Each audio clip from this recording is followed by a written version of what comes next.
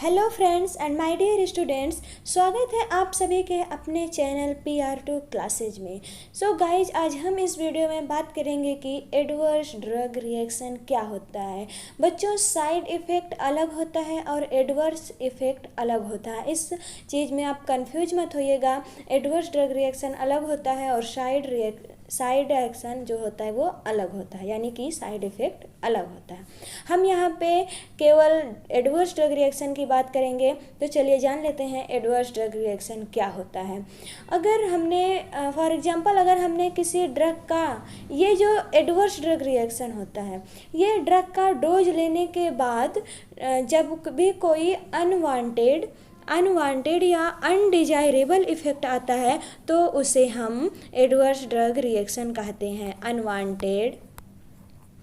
Unwanted and undesirable effect आए तो उसको एडवर्स ड्रग रिएक्शन कहते हैं। यानी कि कहने का मतलब है कि जो भी एक्शन हम नहीं चाहते हैं कि हमारी ड्रग बॉडी में जा कर के ये एक्शन दे, जो एक्शन हमारे अनचाहा एक्शन होते हैं, जिसको हम नहीं चाहते हैं ये एक्शन दे, यानी कि अनवांटेड एक्शन जो देते हैं, उन्हें हम एडवर्स ड्रग रिएक्शन कहते हैं, यानी कि ADR कहते हैं। ठीक है, इतनी बातें क्लियर। चलिए, और जो ये एडवर्स ड्रग रिएक्शन होता है वो नॉर्मल डोज पर ही होता है। ये नहीं है कि अगर आज हमने 10 mg लिया और अगर हम कल 50 mg ले लेंगे तो इसकी वजह से अगर एडवर्स इफ़ेक्ट आएगा, तो ऐसा नहीं है। अगर एडवर्स ड्रग रिएक्शन होगा, अगर ड्रग का एडवर्स इफ़ेक्ट आना होगा तो वो नॉर्मल डोज पर ही आ जाएगा। वो जो हम ये डेली 10 mg ले रहे हैं वो 10 mg पर ही आ जाएगा, नॉर्मल डोज पर ही आ जाएगा।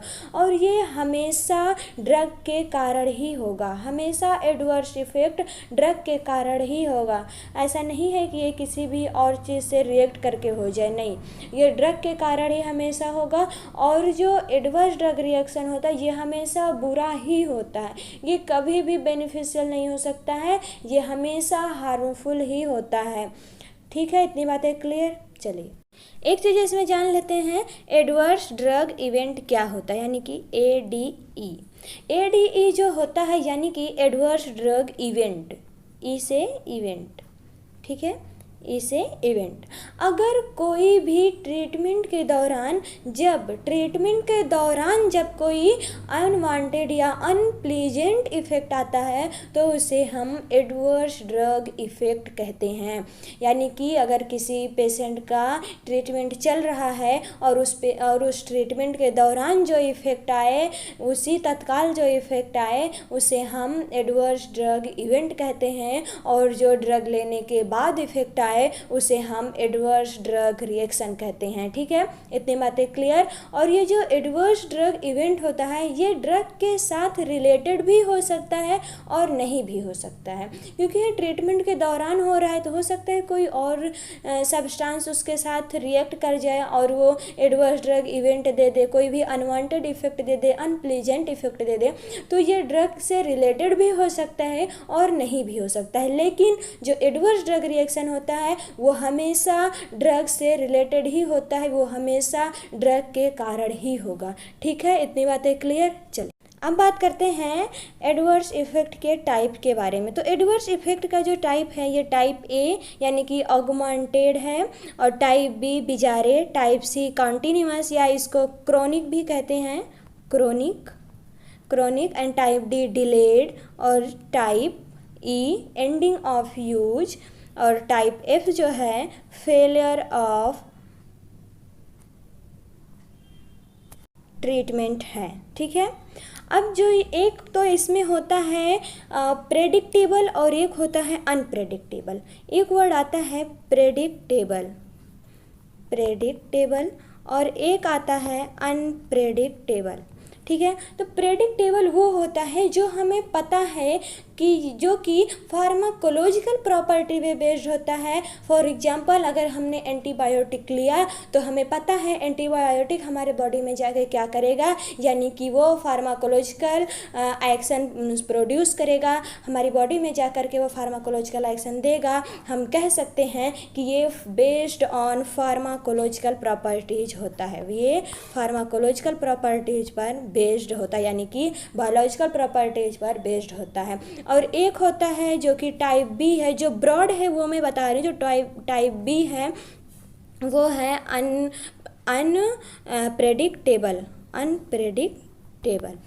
जो अनप्रेडिक्टेबल होता है इसे ये हमें पता नहीं होता है कि ये कैसा रिस्पांस देगा, मतलब कि ये बेस्ड होता है किस पे, इम्यूनोलॉजिकल रिस्पांस पे। हमारा इम्यूनो सिस्टम क्या रिस्पांस देगा, क्योंकि वो अनैच्छिक है, वो इनवॉलंटरी है, हमें नहीं पता है वो कैसा रिस्पांस देने वाला है, इसलिए इसको हम अनप्रेडिक्टेबल कहते हैं, यानी कि ये इम्यूनोलॉजिकल रिस्पांस पर बेस्ड होता है। ठीक है, ये इम्यूनोलॉजिकल रिस्पांस पर बेस्ड होता है, इसलिए हमें नहीं पता होता है कि ये कैसा रिस्पांस देने वाला है, इसलिए इसे हम नॉन प्रेडिक्टेबल भी कह सकते हैं।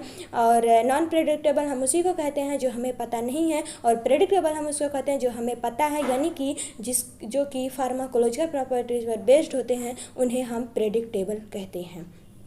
क्लियर। और यहाँ पे जो टाइप एफ है, टाइप एफ का मतलब, टाइप एफ जो है फेलर ऑफ ट्रीटमेंट है, यानी कि इसमें जो WHO ने कहा था, WHO ने कहा था अगर ड्रग इफ़ेक्टिव नहीं है तो उसका एडवर्स ड्रग रिएक्शन नहीं हो सकता है, इसीलिए इसको फेलर ऑफ एफिकेसी में रख दिया गया है, फेलर ऑफ ट्रीटमेंट में। ठीक है, इतनी बातें क्लियर। मैंने बताया आपको जो टाइप ए है वो प्रेडिक्टेबल है, और जो टाइप बी है वो अनप्रेडिक्टेबल है, और जो टाइप सी है जो क्रोनिक है वो प्रेडिक्टेबल है, ये प्रेडिक्टेबल है, और जो टाइप डी है डिलेड, यानी कि वो नॉन प्रेडिक्टेबल है, यानी कि अनप्रेडिक्टेबल है। और जो ये क्रोनिक होता है, ये क्रोनिक जो टाइप सी में आता है, ये लंबे समय से जो ट्रीटमेंट चल रहा होता है ये उसके कारण होता है। लंबे समय से जो ट्रीटमेंट चल रहा होता है उसके कारण जो एडवर्स ड्रग इफेक्ट आता है उस पर ये बेस्ड होता है, यानी कि उस पर डिपेंडेंट होता है। Duration dependent adverse effect on the treatment. Clear.